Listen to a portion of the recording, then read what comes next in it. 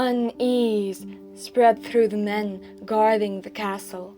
The castle walls stood tall, the stones cold to the touch, the wind weaving through the dark corridors. Thunder rumbles, the sky dark, no moon, no stars. The men, weary to be left alone to patrol the eastern tower, since one of the men left to solo guard that tower was found the next morning huddled in the corner, muttering to himself. 3 days later, he was found dead. Every part of Britain has such legends of four-legged phantoms. Hundreds have claimed to have seen the Hellish Hound, its eyes ablaze with scarlet or yellow, wandering down the coast, loping along the roads, on the prowl for its next unlucky victim.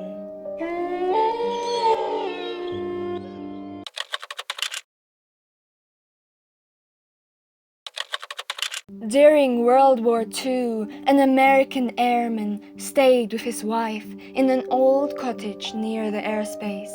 One stormy evening, as the rain poured down from the sky, the lightning crackling in the distance, a violent pounding started against the door. The airman peered out the window to investigate the sound, only to be met with a pitch-black hound as large as a donkey, its crimson eyes making eye contact with the frightened airman, snarling its teeth.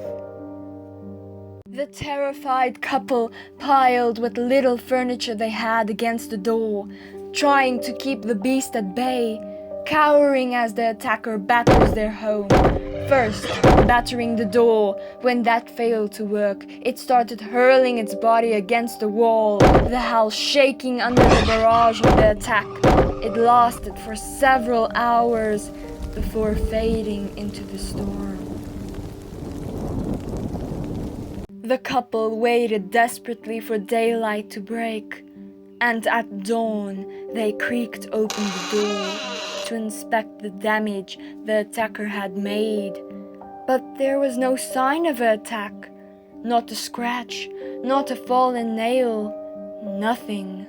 Only pools of muddy rainwater piled on the ground. They searched for footprints in the mud, or any sign, but there was none. No footprints, no tuft of fur, not even a bent blade of grass.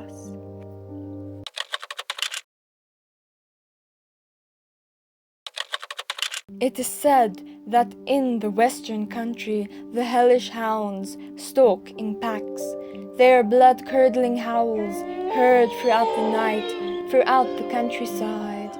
One winter's morning, the snow softly fallen as the storm had raged on for the last week, the fresh snow glimmering in the sunlight, the villagers found an unsettling sign in the freshly fallen snow that morning.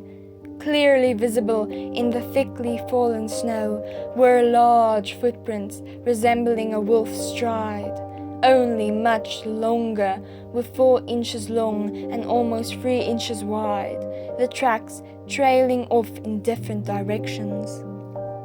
Dogs were brought to track the beasts, but the moment the hounds sniffed the scent, they would go mad, whimpering and howling uncontrollably. Some tracks were followed, stretching for almost 100 miles. Baffled, they followed another trail of tracks as it went into a shed. Another led to a pipe as they concluded that the animal had squeezed through the long drain pipe. That night, the locals bolted their doors shut and refused to venture outside. The ghostly howls persisted throughout the night. Locals were convinced that the devil himself had made its way through the town.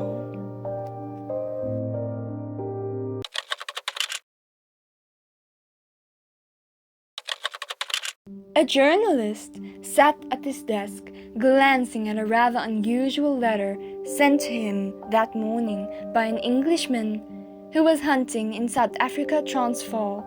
The letter wrote, "He was riding his horse back to camp one seemingly ordinary night.